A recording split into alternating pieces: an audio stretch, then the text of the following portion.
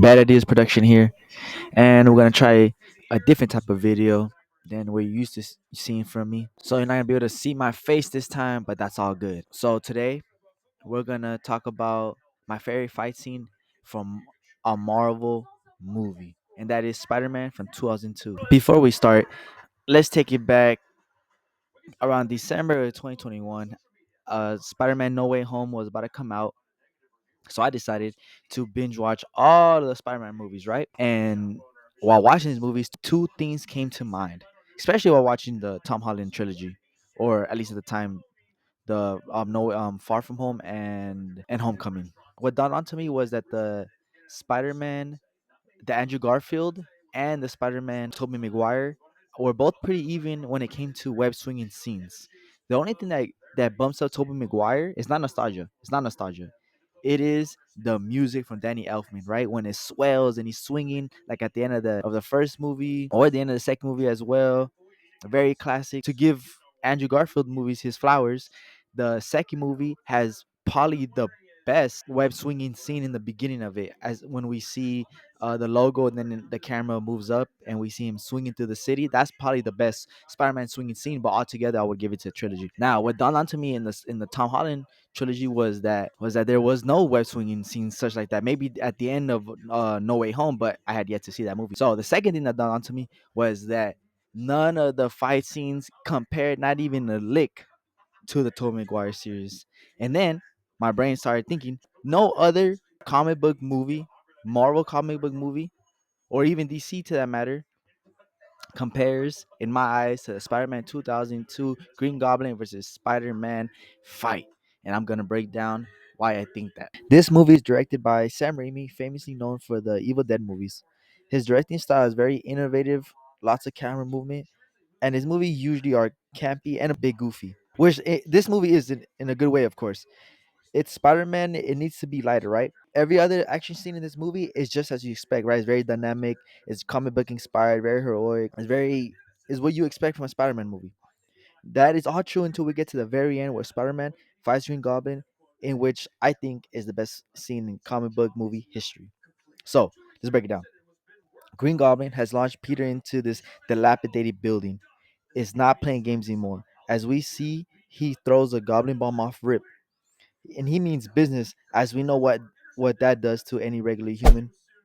But Spider-Man ain't no regular human, and he is launched through a brick wall 10 feet back. His mask is destroyed, and we can see his face.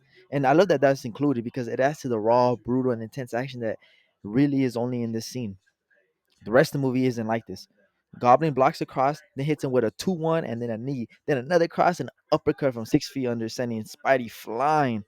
I don't know who let William Defoe somersault into another punch, but it was absolutely necessary. Hashtag Masvidal.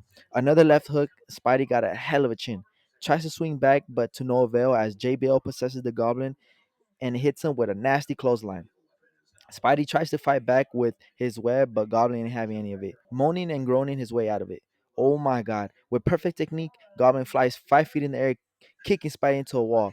To no avail, Spidey tries to throw some webs when Goblin stops it and begins to say a dastardly speech about possibly fornicating with MJ, and Spidey ain't gonna let that happen. He stops King Neptune's trident from impaling him as the music swells. Goblin looks dumbfounded at the strength he's witnessing. Spidey finally goes on the attack, hitting an unnecessary 360 no scope web attacks, throwing a whole wall into the goblin, who now gets up like the feeble old man he really is. His invalid self searches for Spidey when bam, he gets captured and thrown to a wall. Body shot, headshot, then another and another until Goblin takes his mask off. Peter, realizing it's Norman, who starts saying this and that about the Goblin taking over and not being able to stop him from taking over, but Spider-Man doesn't believe it.